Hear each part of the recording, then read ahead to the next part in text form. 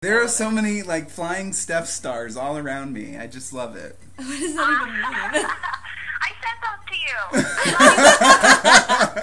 you. Are we ready for a question answers? Yep. Okay. Dean, can I ask you a question? Sure. What is it exactly that you didn't like about your job, about being a residential director? It's a thankless job.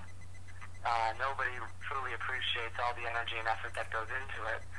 And what you have to also realize is that all the while, I was a grad student, so I had a whole course load of grad work. And then to have to sit down with people, for instance, you saw me sit down with Jane, and I think the major problem is none of the students appreciate the gravity of some of their situations, and you have to try to reinforce that to them, but it always falls on deaf ears. So it's trying to balance your own life with protecting the lives of these fragile, sometimes freshmen, and it becomes a great challenge and not a very rewarding one in the end. Are there some parts about it that you did like, and if so, what were they? Oh, absolutely. There are some very enjoyable parts about being a residential director. Working with someone, for instance, like Yasi, is just tremendous, and to see the love and support that she and her floor have for one another is just tremendous. Also, you saw in what I believe was the first season of TomNLis when I was able to lead everybody on a ropes course. Mm-hmm.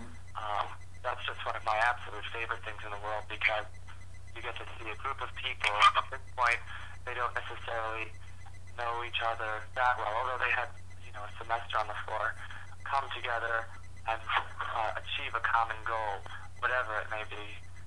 It's just so wonderful to see. Okay, Steph, what has been your favorite floor event to plan? Oh my goodness! Good question. Well, you know what? I think my favorite was sort of the most impromptu event, which is strange because I love planning. But the day of the blood drive, there were a lot of people who were kind of down, who seemed really unhappy, and I saw that and I thought, oh my goodness, something needs to be done about this. And suddenly, out of nowhere, I came up with the idea to just stack a bunch of trash cans up, and people could wheel me down the hall and then thrust me into the trash can, and we kept score, and then we called it Steph bowling. And I loved seeing how happy it made everybody, because they had been bummed out before, and then I got to actually see the change in their mood. Okay, this question is for Dean. Since you're a residential director and you've done a lot of team building, what is your favorite team building exercise? Oh, the trust balls. The trust ball? Yeah. I love trust balls. As I said earlier, trust is paramount. So, Steph, Lisa brought up earlier this week about Parents Weekend and that we got to meet your parents, and I know that your parents fell in love with Marshall. But how did your parents react when you told them that you and Marshall had broken up? Well, the honest, they were very disappointed. I think there was a part of them that was worried that I might not find somebody else who would actually marry me. But once I told them what had happened and how things had ended, and the things that he had said to me, they were just furious with him. And ultimately, they know that, I'm their little angel, and I'm an only child. And so I think they're very protective of me, and Right. they want what's best for me, and they want me to be happy. And they know that it's not hard for me to be happy, so I think, they weren't too worried. And the fact that I had broken both tibias and one of my pinkies also, I think, kind of distracted them from the fact that I had broken up with Marshall. It was a great bonding experience for my mom and me, because we got to spend a lot of time together while I was recovering, and we would sit and eat snickerdoodles and just have girl talk, which we hadn't really had in that way before about a serious relationship, because I'd never had a serious boyfriend like Marshall. So I think it actually brought my mom and I together in an interesting way. My next question for Dean is, what was your favorite part of hosting the Quiz Bowl? I know it's a very cliched answer, but when it was over, I was so nervous that whole time. Were you really? I'm not very comfortable in competitive environments, and that certainly was a very competitive environment. Daniel even was wearing a glove. Yeah, we noticed. Very bizarre. And so I have to say, when all said and done, when it was over and I could just go back to my room and collect and center, because it was a lot of competitive energy in the air.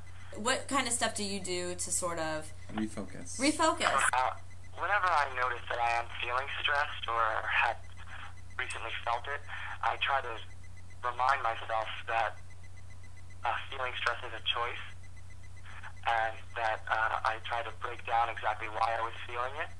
So I say to myself, I felt stressed because there was a lot of competition around me, and I was uncomfortable with it, for instance.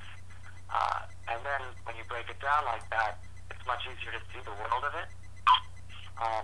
Then once you understand that, in my body, I like to work on my posture and deep nose breaths. Ooh, that's good. And I find that calms me and brings me back physically to where I need to be. I'm going to remember that at work, Dean. Thank you. Yeah, I could have used that this week too. So, Steph, have you had any new pets since the passing of Moons Over Miami? I mean, it was really hard for me to move on from that. And there was a long time where every afternoon at 4 o'clock I would go out to where we buried Hammy, the part of him that was not cremated. And I actually built a little bit of a shrine there for him. I actually recently have started feeling like I would like another companion in my life. And I'm looking at maybe a guinea pig. Ooh. Because they are, again, very, very small and easy to care for, but they have so much character. So, Steph, do you have any names picked out, possible names for your new guinea pig? Papua New Guinea pig is definitely high up there. And guinea cuckoo, because they make cooing sound. I don't know if you're familiar. They're cooing. What about Guinea the Pooh? Aww. That would be silly fun. That would be silly fun. Yay. Oh, that's a good one. Dean, you obviously have to deal with some interesting situations on a daily basis.